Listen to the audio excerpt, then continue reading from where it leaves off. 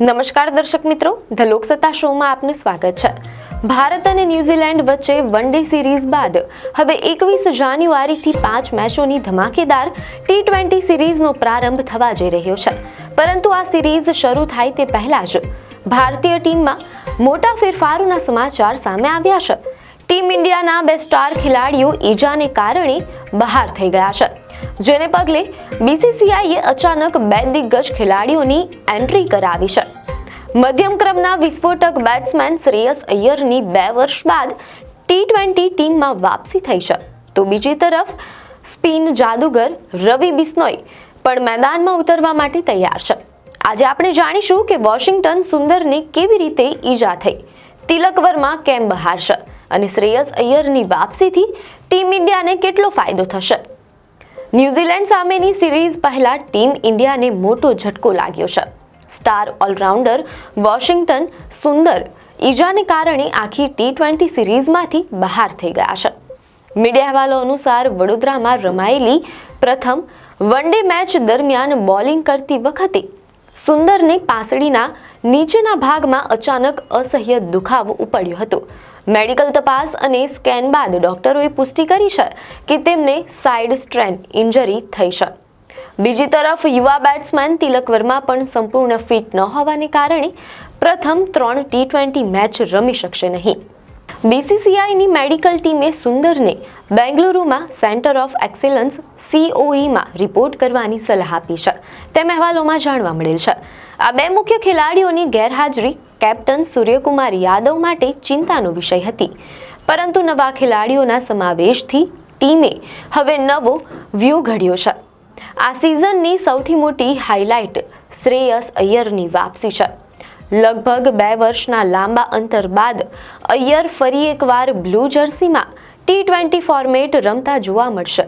તેમણે છેલ્લે December 2023માં Australia સામે T20 મેચ રમી હતી, તેમ અહેવાલોમાં જાણવા મળેલ છે। અય્યરનો અનુભવ અને મધ્યમ ક્રમમાં તેની મજબૂત પકડ ટીમ ઇન્ડિયા માટે ખૂબ જ મહત્વની સાબિત થશે। અય્યરે અત્યાર સુધી 51 T20 ઇન્ટરનેશનલ મેચોમાં 1104 રન બનાવ્યા છે, જેમાં 8 અડધી સદી પણ સામેલ છે। ક્રિકેટ નિષ્ણાંતોનું માનવું છે કે જો તિલક વર્મા સમયસર ફિટ નહીં થાય અને અય્યર આ સિરીઝમાં શાનદાર પ્રદર્શન કરશે તો 2026ના T20 વર્લ્ડ કપ માટે તેમનો રસ્તો એકદમ સાફ થઈ જશે। વોશિંગ્ટન સુંદરના સ્થાને લેગ સ્પિનર રવિ બિશ્નોઈને 5 મેચ માટે ટીમમાં સામેલ કરવામાં આવ્યા છે।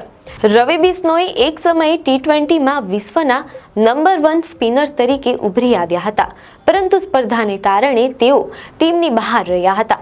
હવે તેમની વાપસીથી ભારતીય સ્પિન વિભાગ વધુ આક્રમક બનશે।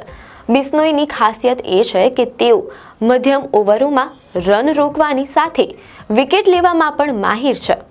તેમની ગુગલી ન્યૂઝીલેન્ડના બેટ્સમેનો માટે મુસીબત બની શકે છે, ખાસ કરીને કુલદીપ યાદવ અને વરુણ ચક્રવર્તી સાથે બિશ્નોઈની જોડી મેદાન પર કેવો તરખાટ મચાવે છે તે જોવું રસપ્રદ રહેશે।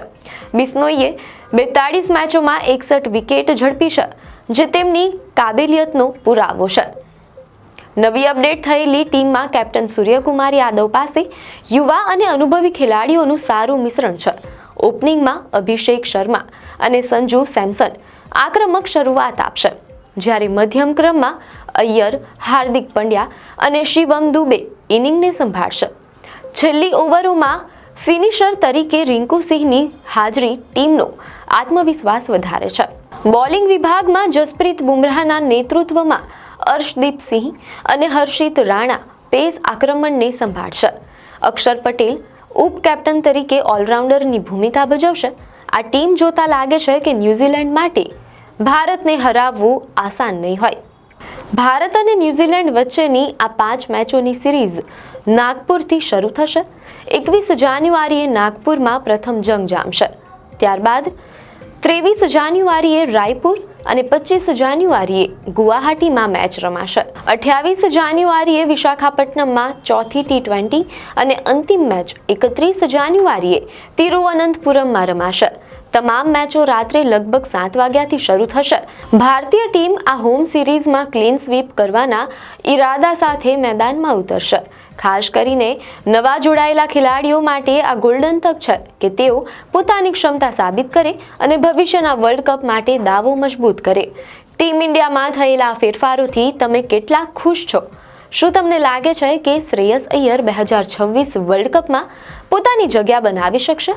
અને રવિ બિશ્નોઈની વાપસીથી ભારતની બોલિંગ લાઇનઅપ કેટલી મજબૂત થઈ છે? તમારા અભિપ્રાય અમને કોમેન્ટ બોક્સમાં ચોક્કસ જણાવશો.